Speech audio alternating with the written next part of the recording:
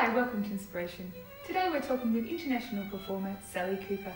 Thank you so much for joining us today, Sally. My pleasure, it's lovely to be here. So how did you get into music per se? Interesting story. Neither of my parents are musical and actually didn't even know that classical music really existed before I started playing. When I was in year one, I think I was 6, my best friend started playing the flageolet, the Irish tin whistle. And anything your best friend does when you're 6, you want to do too. So I begged my parents, you know, please, can I learn the flageolet? And they let me start learning. And we both joined a little group called the Wee Folk. It was joint with our primary school. A few weeks into that, I think the group manager called my parents and said that I was picking it up quickly and suggested maybe starting me on a more traditional instrument. And one of my father's colleagues at work played the piano, so he asked him for his opinion, what should Sally play? And his colleague suggested the violin.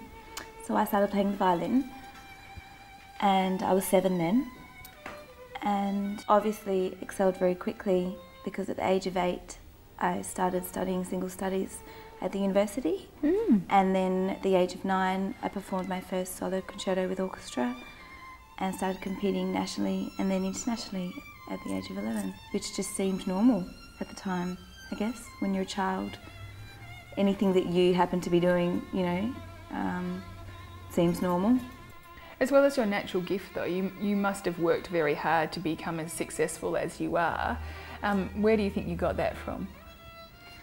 The hard work? Yeah, and the dedication to music and definitely working my hard. Father, definitely. He's a hard taskmaster. Hi, Dad. And still is. In his retirement, he still works harder than anybody I know. I was very early put onto a strict regimen of 5 to 6 hours a day on weekends, and I think it was Tuesdays and Thursdays, 4 hours a day. He'd organised with my primary school that which classes I didn't have, that weren't compulsory for me to attend. So I didn't have to go to those classes, so I could stay home and practice. So Tuesdays and Thursdays it was 4 hours a day, and then the other 3 days were 2.5 hours at night, and it was the same every week. Except for my birthday and Christmas, I had the day off, and it was so exciting leading up to my the whole day with no practice.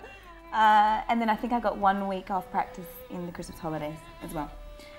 And miraculously, I think once I'd been playing for about 6 months, the TV in the house, apparently a rat bit the cord and the TV blew up.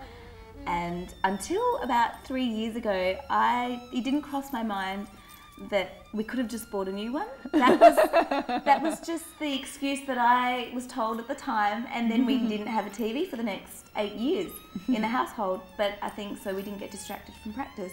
And that was myself and my sisters, because they were now learning instruments as well. I think I definitely got the full focus of my father though, more so than my sisters. He was my everything. He was my best friend. He was my father. He was the person that I loved the most. He was the person that I hated the most. But he is the reason why I worked so hard and the reason I am where I am now. How did you become so successful in such a competitive industry?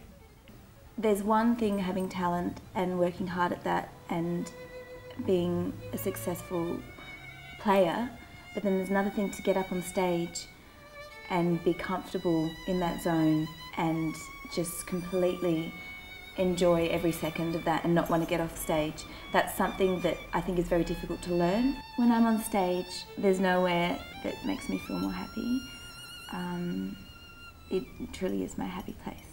So you're obviously a natural performer. What advice would you give to someone looking to make it in the music industry, especially performing classical music?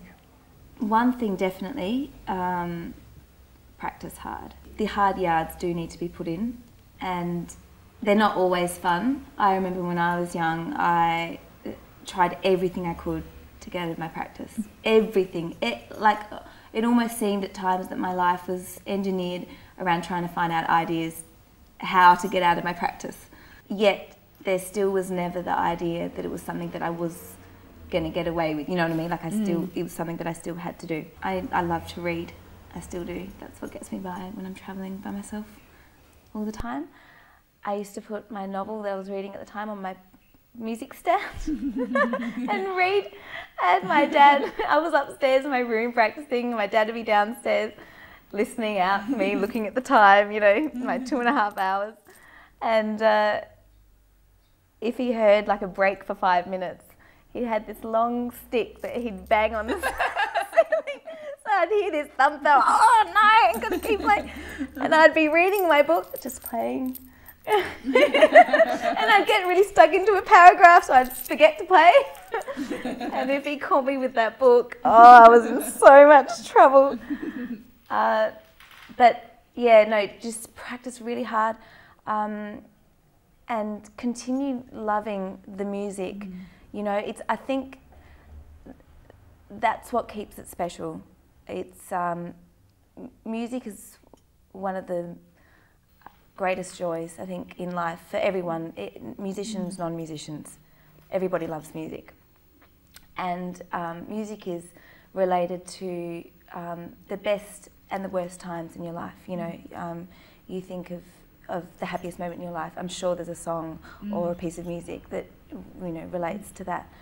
And to be a musician and to get the chance to play music, I think it's something very special. If it's something that gives you a little bit of happiness, keep going, definitely. And this goes for parents as well. You know, definitely encourage your children. Kids are not going to want to practice on their own. You know, there's always something more fun to do. Their friends are always, you know, going to seem more exciting. You're going into the recording studio soon. What type of album is it going to be? Okay, so this is quite exciting for me. I'm being signed to a record label, and I am recording a Sally Cooper album. It's taken actually a few years to come up with the concept. For me, music that I love to play just emanates completely through my whole body and through my soul, and I want to hopefully get that across and make other people experience that. What's your greatest career highlight so far?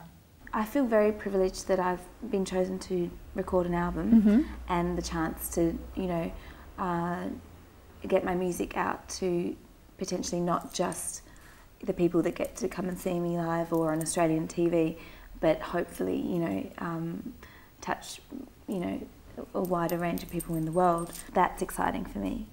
Career highlights would be competitions that I competed in when I was very young. As far as that, you know, goes, I've probably hit my competition career peak at the age of 12. So that included, you know, the ABC Young Performers Award, and I competed in the Yehudi Menuhin International violin competition when I was 11 as well.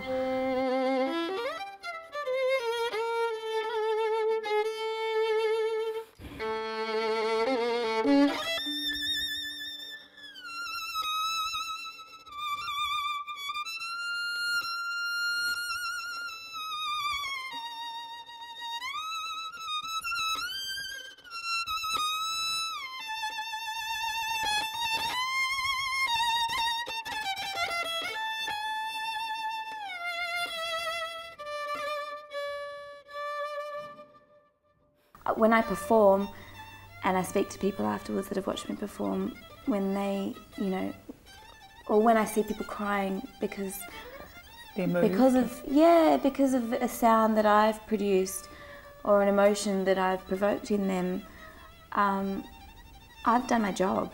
That was truly inspirational, Sally. Thank you so much for talking with us. Thank you, my pleasure. And until next time, be inspired.